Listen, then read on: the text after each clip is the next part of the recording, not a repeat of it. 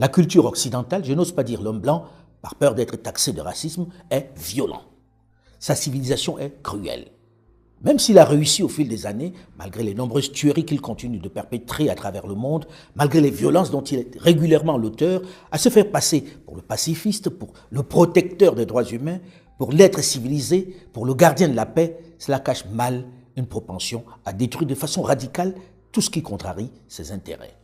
L'Europe, de tous les continents du monde, est le continent le plus brutal où il y a eu les guerres les plus sauvages.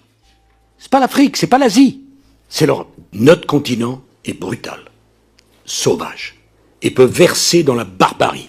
Je vous épargne les nombreux crimes de la traite négrière, avec sa cohorte de femmes, enfants, hommes jetés à la mer ou tués dans les plantations de coton et de canne à sucre. Je vous fais l'économie des crimes de la colonisation, avec des pendaisons et des bras coupés des esclaves qui ne produisaient pas la quantité de coton ou de tabac exigée.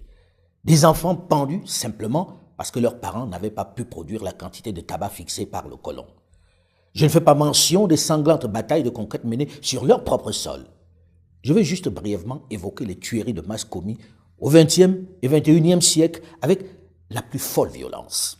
Figurez-vous qu'il y a 1,5 million de morts aux confins de l'Europe. 1,5 million. Dont la plupart, dont beaucoup sont ukrainiens. Mais on continue, parce que sur le front du boulevard Saint-Germain, on est très courageux pour envoyer des jeunes Ukrainiens mourir. 1,5 million. Et maintenant, l'étape supérieure, c'est l'envoi de troupes.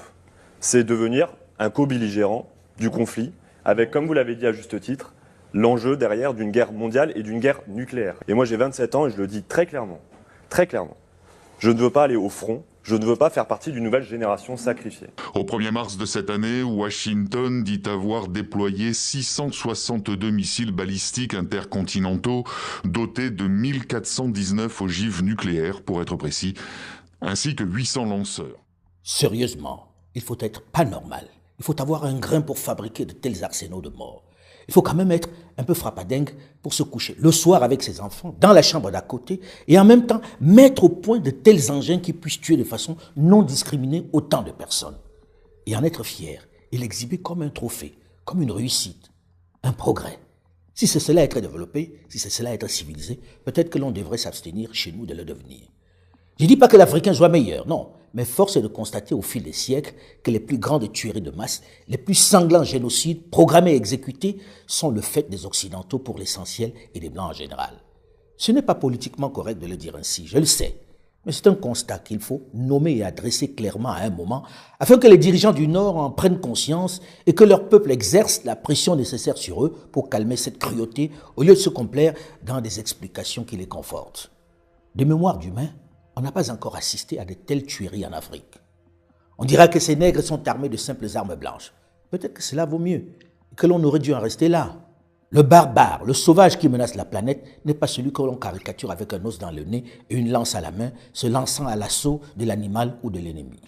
C'est celui qui programme froidement de tels engins de mort. C'est celui qui, de façon froide, calcule, organise ces tueries de masse pour montrer sa supériorité, pour asseoir sa suprématie ou s'accaparer les biens de l'autre.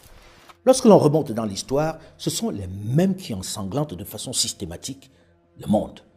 Souvenez-vous Hitler exterminant le peuple juif en organisant soigneusement les camps de concentration. Et dans le même temps, Winston Churchill, le premier ministre britannique, adulé de tous, héros de la guerre, balançant un tapis de bombes sur Dresde en Allemagne. Churchill, au début de la guerre, dit on fait la guerre aux militaires et pas aux civils. Il finit la guerre en bombardant Dresde. Entre 40 000... C'est combien de morts, Dresde? C'est 40 000 à 80 000 morts en une nuit. Entre 40 000 à 80 000, c'est pas... Brûlés vifs. Brûlés vifs. Dans cette folie des hommes, les Occidentaux ont commis tellement de génocides, ils ont fait tellement de morts que l'on se demande si la vie humaine a la même valeur pour eux. Quand les Américains, avant même la bombe atomique, bombardent Tokyo, la dernière fois qu'ils bombardent Tokyo, c'est 100 000 morts. Aujourd'hui, on est passé à la vitesse supérieure. Le nucléaire qui doit simplement nous effacer tous de la surface de la Terre en appuyant simplement sur un bouton. Ils se sont arrogés ce droit-là. J'ai du mal à respecter celui qui, sous prétexte de la dissuasion nucléaire, met son ingéniosité à créer de tels arsenaux. Pour moi, c'est lui le barbare. Et c'est incongru que ce soit celui qui prodigue les leçons de morale, qui parle de paix, qui dicte ses règles aux autres.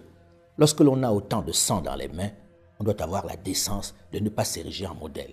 On doit avoir la correction de ne pas essayer d'imposer, encore une fois, par la force, sa civilisation de la violence au reste du monde. Hitler kills 2 million white people. He is the most evil man that ever lived.